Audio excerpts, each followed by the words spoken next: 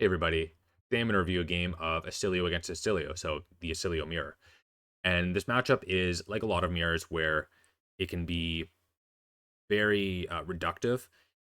In this case, it's who gets to combo the biggest and who gets comboed first. But I do think there's a lot of intricacy that happens around it. We have a lot of tech on, in our decks to play around the other deck. So I'm talking about like Shock Charmers and like Null Void or Null Shock. Uh, and even just like our disruption is really good into the opponent. So there's a lot of stuff that's happening here, and I think it's a pretty fun matchup that goes pretty deep, I would say. So let's take a look at the equipment. Bringing in Flash of Brilliance. In this matchup, I don't need my Crown of Providence. I just want to combo big and fast, and Flash of Brilliance lets you do that. Next, we're running Fyendal Spring Tunic. This is the only chess piece that I'm running in this matchup, or sorry, in this deck. And that's just because I think it's all you need right now. The Blossom of Spring is definitely a consideration, especially in these fast matchups. But I've just been liking Tunic better, and I think saving the extra slot is actually really nice because it lets me just bring in like either like Nullrune Hood or something like Shock Charmers or Crown of Providence. Like it's just that one extra slot that I like having. Okay, we're also running Lightning Greaves. This is the only boots you run, right? It has your combo piece on, it has AB1. Notably, it's the only piece of AB that I'm running in this matchup. So as soon as I combo, I no longer have access to AB, which is problematic when they can do like their small hands of like Sigil and then Mind Warp, like Sigil, Volzar, Mind Warp, and I don't have AB, then it's really disruptive, really good. I am running Shock Charmers. I think this Spell Void 2 is basically the biggest play around that we have in this matchup because on combo turn, you need to have your Spell Void up in order to stop the null from like a cheeky, null coming through. So that's really big there. Other than that, just being able to stop something like a critical Mind Warp or Destructive Aether Tide is also really nice. And finally, we're running Volzar. This is the only weapon you run. People just kind of like staple it onto the hero at this point because it's so critical to your game plan. Okay, into the deck, we're bringing in 6 cards. So bringing in 3 Null Shock. And I kind of alluded to this already, but the Null is really important in this matchup because when your opponent goes to combo off, they pop their boots, they no longer have AB, and then they have their instant on the stack looking to resolve and give them the action point. In response, if I can go pitch a blue, go Null Shock, and lay out High Voltage, and then Volzar, so Volzar is so then you're shocking for 3, and even if they spell void 2, the shock, they no longer have AB, right? They might have Nullrune Hood, so there is an argument there. But if I do even 1 point of Arcane, then Null is now turned on and will see 0 less than 1, right? So they can now negate their instant and basically just dead their combo turn. So that's something that I have to play around, something they should be playing around. If they're not, then it just kind of favors me. Also, just the value hands that they play with, like you can, like if they blink, you can like Null Shock it kind of thing, is really good. So this is a very good card in this map. Okay, and I also kind of said it already, but I'm bringing in 3 High Voltage. This just sits on the sideboard for matchups where I want to do more Arcane. And like I already said, I want my Null Shock to be relevant, so High Voltage really helps with it. Other than that, the list is pretty standard, just kind of all the core cards looking to blast my opponent. So let's hop into the game. Here we are in game. I win the die roll, choosing to go first. I like to go first in the mirror, or at least I think I do, just because I get to get some chip damage. And I can set up and they can set up, but I mean we're both equally as likely to be able to do that, so it's fine. And actually, this is a situation I've been put in a couple times playing Oscilio, and that's going first and having a Comet Storm shock as well as having a Sigil and being forked with the decision on which one I want to establish. Do I want to do more damage off the Comet Storm shock, or do I want to put down the Sigil? And it really depends. I think it depends on the matchup, but I think this one specifically, I do just want to get some amount of damage in because I think it's gonna be a really back and forth like mid-range game until one of us manages to find an opening to combo. So I decided to go with the option where I pitch 2 blues, go Comet Storm Shock, and then let the shock resolve, and then Comet Storm gets the Volzar pump. They're only running AB1, so it doesn't matter, but sometimes it does matter if they have more than one AB. On their side, though, they do find a Sigil of Connectivity. They throw it down, and they get to block one arcane, and then also establish an embodiment of lightning, which is immediately paid off by having the E-Strike. So they just get to go draw a card probably, unless they have something like reasonable in their hand, like a Gone Flash and a I don't know Sigil of Solace. That would be a pretty good play. That I don't think they'd want to draw for.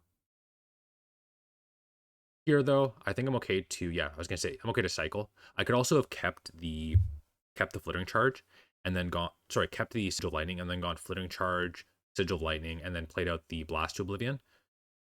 That's okay, too. I think that was an okay line. But there's a chance that I just find something better, so, yeah. Maybe I should have done that, actually, looking at this again.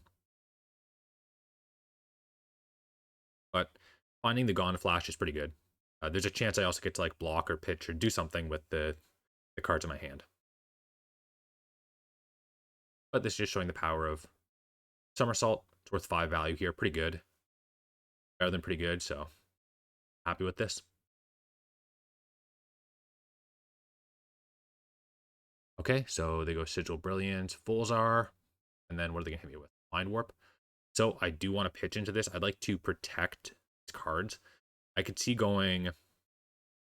Okay, so no matter what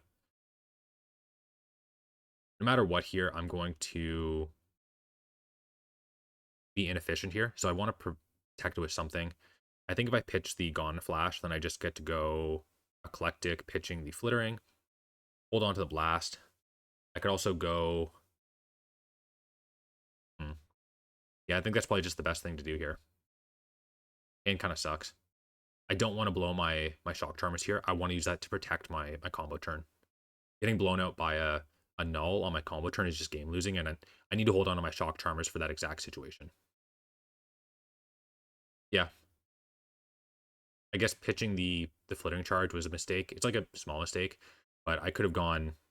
I should have pitched the Gone Flash, and then for the Arcane, and then pitched the Flittering Charge for the Eclectic just to... I don't know. It doesn't matter. Honestly, it's... I was going to say to see my Gone Flash earlier, but it doesn't matter. All right, their side, playing a 6-card hand. See what they can do. They chose not to block the Eclectic Magnetism, so let's see what that means. I mean, they should just play out, like, they're either going to combo here, or they're going to play out, like, all 6 cards in, like, a crazy way. So far, it's not looking like that, coming with the Comet Storm. Unless they have a blink, but I think they'd sequence things differently if they had a blink, so. Okay, pitching a red and a blue, fine. They're choosing both modes. Seems pretty inefficient. I think they should have done this differently.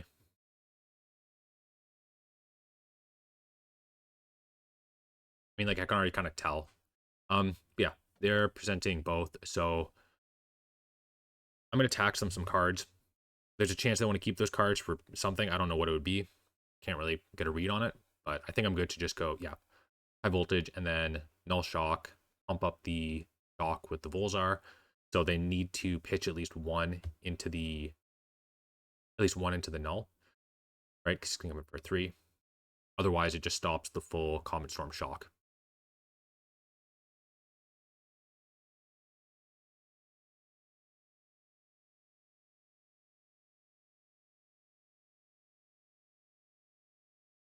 Yep. Let's see what they do. They're probably just going to pitch. I don't see them spending the rest of their hand. I think they probably have like a Sigil of Solace and like maybe another sigil of like a permanent sigil. That's what I expect them to have. Maybe they have like 2 permanent sigils and they want to arsenal their last card, something like that. That's what I'm sniffing out here.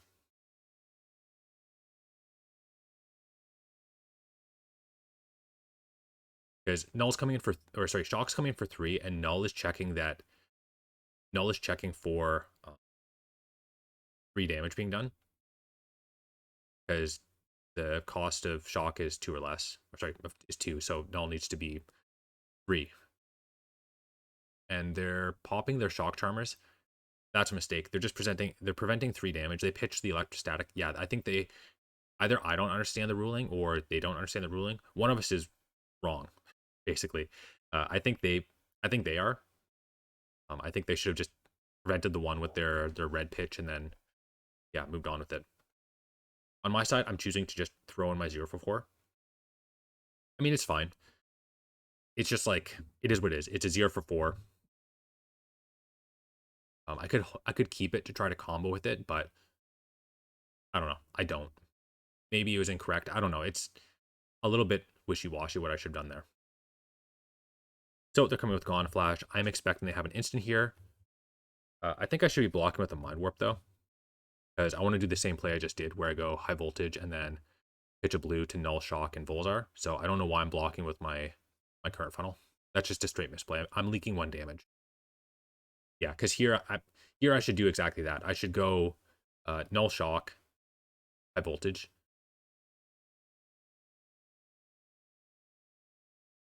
And no matter what, it's gonna stop the blink because they don't have enough prevention effect. They could have something like Cloud Cover or like no, Brush Off is physical.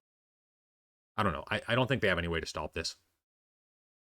I am leaving myself open to Cloud Cover, I guess, by misplaying the way that I did, blocking with the. Yeah, and since I blocked the way I did, I'm actually giving a little bit of a tough choice here. Because I need to go Null Shock, and I need to pump it somehow. So I can either play the High Voltage. No. I should just go, yeah, I should just go Null Shock, pitch in the High Voltage, and then Volzar. So, I don't know. I just made my life more difficult than it should have been. I'm going to Arsenal the Mind Warp here. Maybe that's good enough. Maybe that's my reasoning. I guess it works out here. Maybe I'm not leaking 1 damage. I don't know. It's fine. The fact that they don't have Spell Void actually makes this a better line. So, good for me.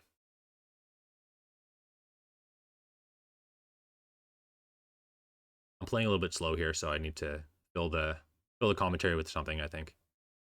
But I think this line is actually fine because they don't have Spell Void. Yep, they're pitching a red. It's fine. And they IP themselves. On my side, I'm just going to pass.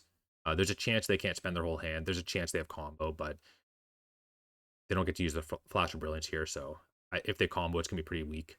I definitely should not play this. I should just Arsenal it and then find a better spot for it. Yeah, this is great. I get to go Electrostatic Discharge, Flying, showing Sigil, and then go Sigil, Mind Warp, Volzar, coming in for 4. They won't be able to prevent it or prevent the Mind Warp effect. So here, I'm just taking all this damage. There's no reason for me to pitch into it. Okay. Sigil Connectivity actually stops my Mind Warp, but I still will tax them a card. So I'm either going to tax them Tunic or a card. We're getting to a life threshold where I don't think they can afford to just throw out their Tunic. I think they need to have that in case they need to combo. So if they Tunic, I'm super happy, but I'm expecting them to just pitch a card. And that their hand actually shows why I'm fine giving Oscilio like a 5-card hand sometimes, like where I just like passed, is they pitched 2 reds to a Comet Storm and they still like IP'd themselves. So I don't know. I feel like I'm either drawing better or like navigating my awkward hands a little bit better than they are, because I feel very advantaged in how this game is going. And I'll keep saying it. I think having the Shock Charmers up is like just insulating my combo turn, whereas they are extremely exposed to it. Sure, there's only 1 more null in my deck, but if I draw it on their combo turn, they just like lose. They just lose straight out. Yeah, here, coming with a Entwine. I'm going to present 3 and then 4. They'll be forced to prevent 1 off of the Mind Warp with their connectivity, so that's not bad for them. But they don't know that I have a spell coming after this. They just know I have the Sigil. I mean, based on how I didn't pitch to the Comet Storm, it can kind of be a tell, but I don't know. It's tough to read sometimes. They are taking their time thinking here. They elect to just no block, though. That's fine by me. Down to 16, so they are very soft to combo. I can have a pretty easily combo turn and still mess them up. still just like win the game. Whereas I have a little bit more leeway, I think, at 24. I basically have like 3 turns of like game where I can just like soak damage. Whereas they have much less. I'm at an effective 27. Right? I'm likely to draw into my Gone Flash very soon. Not this hand though. Okay, so they're going to Gone on a Flash. Audiment pops. Since they used their Tunic on that AB last turn, I'm actually like super happy. I think they are, if they're so far off like being able to like efficiently combo. That's the thing. I would not be surprised if they should just like block with their Tunic and that would be a correct play at some point. Before like, yeah, I would not be surprised if they do that before it gets to 3 counters. We'll see though. On my side though, yeah, just cycling the Channel Valley because it's not really something I want to do. Yeah, good by me. Blocking with the Eclectic, bouncing it back. Good, good.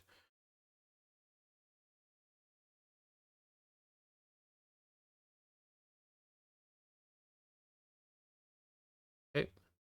Ooh. Discharge it back to hand. Let's see if they can spend those other cards though. Try. That's good. Good way to spend cards. They're coming in for 6 here. I know they have 2 mystery cards and a Gone Flash. I think I'm happy to just block with my Eclectic. At this point, the Volzar is up to 3, so I can't like reasonably stop a Mind Warp. So just block with my cards while I can. Okay, Flittering, so I'm expecting them to have an instant. Yep. Sigil, cool. They're up to 17, down to 16. And Gone Flash. Well, I'm just going to take this.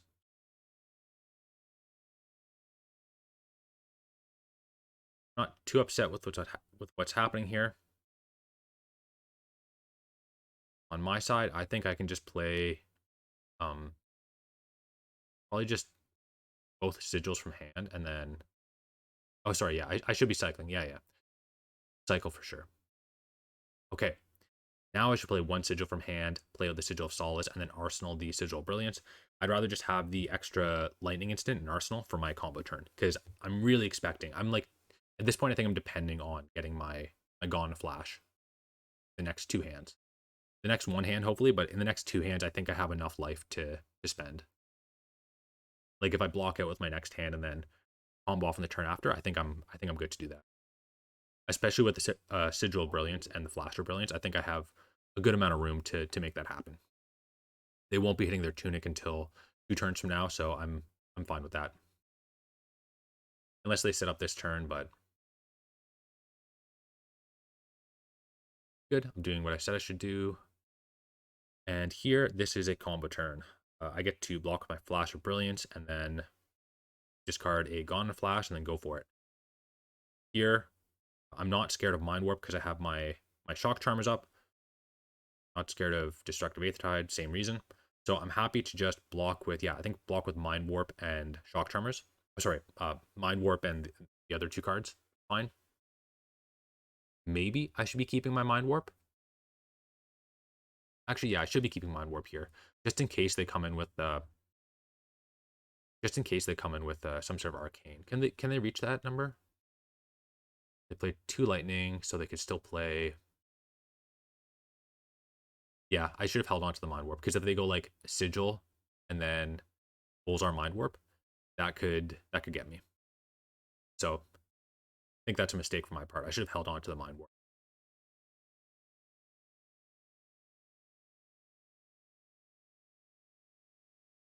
Because now I'd be forced to pitch my Flittering Charge, I think, or use my Tunic.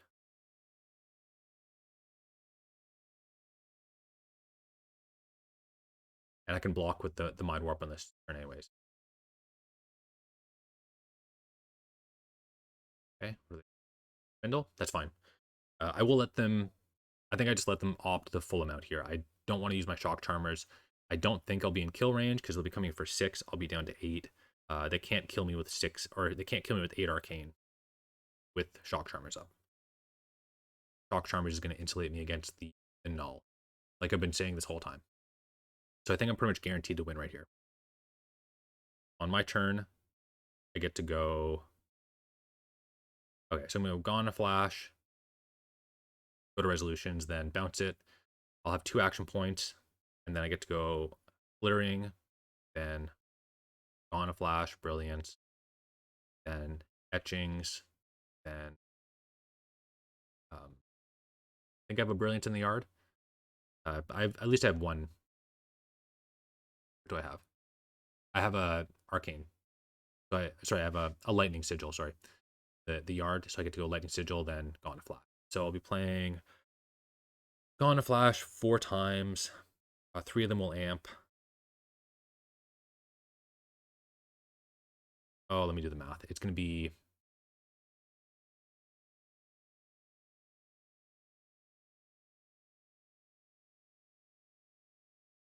So it's going to be Volzar amping for 6, then things for 9. I'll swing the Gone in a flash 4 times and the flittering once. So that'll be 20 plus 8. So it'll be 28, I think. And I think the arcane actually just kills them. So they really need to be blocking right here. Otherwise, they're just dead to any arcane spell if they don't do.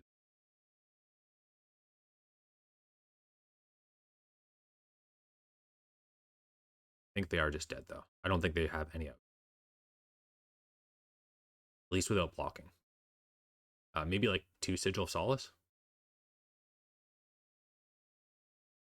Okay, 9. Bounce that. So here, I want to go flittering, I believe. Yeah, I want to go flittering, and then etchings, get back the lightning sigil, and then go sigil, Gone to Flash.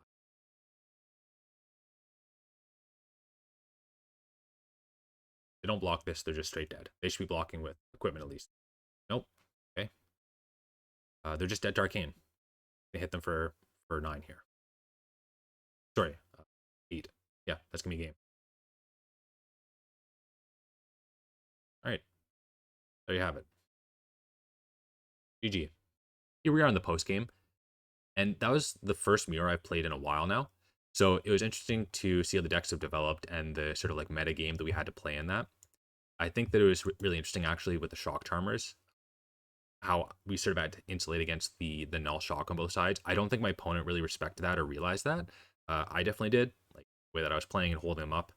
So not just blowing them on some like random arcane damage, which what they did. I think they just misread null and like the arcane damage, like less than the arcane damage dealt. So I think they just misread that and the interaction with shock on Comet Storm. So yeah, I don't think it really mattered though in the end there. I think I overkilled them by something like 8 damage or something like that, or some good chunk of damage. I overkilled them by, so it didn't really matter in the end. And I never managed to squeeze in arcane damage that maybe they wouldn't have had to have pitched their AB on that one turn with the sigil connectivity. But either way, I don't think it really mattered too much how they played there. I think I got a lot of edges just playing like the mid-range plan, the value game. I will say that null shock was very good there. I think it got me a lot of tempo. There's that one turn where I missed like 1 damage on it, but that's like the only misplay that I saw. I think that I played really well in cycling. I really managed to. I knew what I was looking for. I knew I was looking for a combo turn. I knew that I was looking for these value turns, and like I was really good at value in my hands, I think. So I'm happy with how I played there. I think I was really good at setting up my Flash of Brilliance with my Sigil of Brilliance. Overall, I'm really happy with how I played that, and yeah, it was a really fun. I think it's a really fun matchup. I think it's actually pretty interesting. Obviously, there is a lot of like reduction that can happen in these mirrors, and it's just like you can say, oh, it's whoever combos first, or whoever combos hardest, or whoever gets the disruption through. But I think there is a lot more happening around it to enable those sort of game plans and a lot of evaluation you need to be making on your hand to hand. So I think it's a really fun mirror as far as mirrors go, and I'm really happy with how I played that one out.